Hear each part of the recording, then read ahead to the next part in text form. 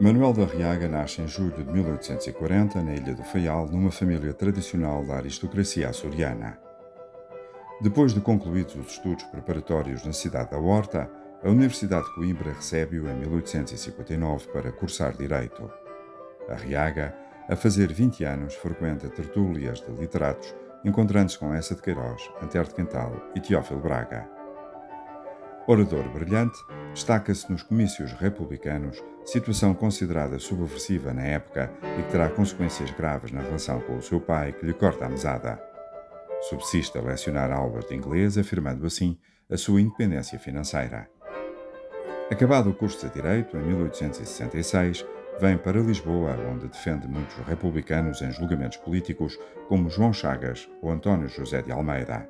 Aos 34 anos, casa com Lucrécia Furtado de Melo, natural do Pico, filha do general Roque Furtado de Melo, um oficial liberal fiel a Dom Pedro IV. Do casamento nascem 6 filhos, 2 meninos e 4 meninas. A atividade política consolida-se dentro do pequeno Partido Republicano.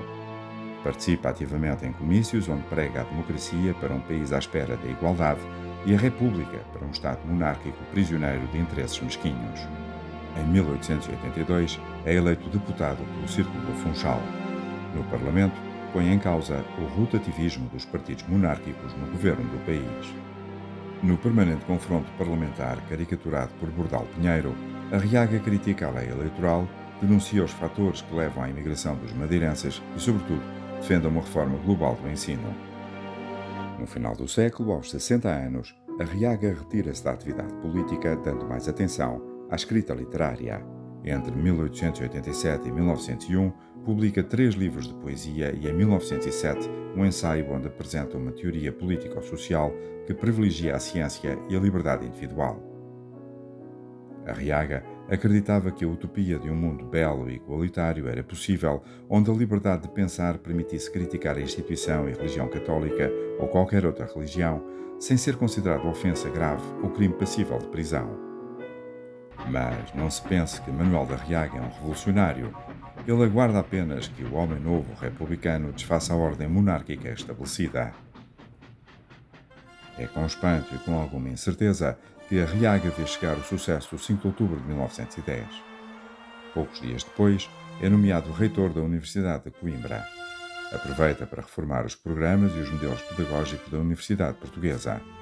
É também nomeado Procurador-Geral da República. De uma forma um pouco imprevista, Arriaga entra no lote dos presidenciáveis do novo regime de cariz parlamentar. Alves da Veiga, Magalhães Lima, Duarte Leite, Bernardino Machado e Manuel da Arriaga são os candidatos para uma eleição onde quem escolhe o presidente são os senadores e deputados reunidos no Congresso da República. Arriaga recebe o apoio dos moderados António José de Almeida e Brito Camacho, sendo escolhido com 121 votos. Manuel da Arriaga decide exercer as suas funções no Palácio de Belém e para isso muda com a família pagando do seu bolso o respectivo arrendamento. A Revolução Republicana expõe as precárias condições de vida de milhões de portugueses e abre feridas nos meios religiosos por assistirem à expulsão do cardeal patriarca de Lisboa, Dom António Mendes Belo, e por perderem a sua influência com a lei da separação da Igreja do Estado. Há boatos de que padres se preparam para revoltar os camponeses católicos do norte do país, apoiados por defensores da monarquia, comandados por Paiva Coceiro e concentrados na Galiza, de onde partem para o Minho em 1911 e 1912. O grande atraso económico e social é a principal preocupação do primeiro presidente português. A fome e a falta de trabalho fazem com que logo nos primeiros anos da República milhares de portugueses saiam em direção ao Brasil na busca de melhores condições de vida, diminuindo drasticamente a população ativa nas províncias nortenhas. Entretanto, as dissidências no Partido Republicano originam a criação de 3 novos partidos: o Democrático, liderado por Afonso Costa, o Unionista, de Brito Camacho, e o Evolucionista, chefiado por António José de Almeida.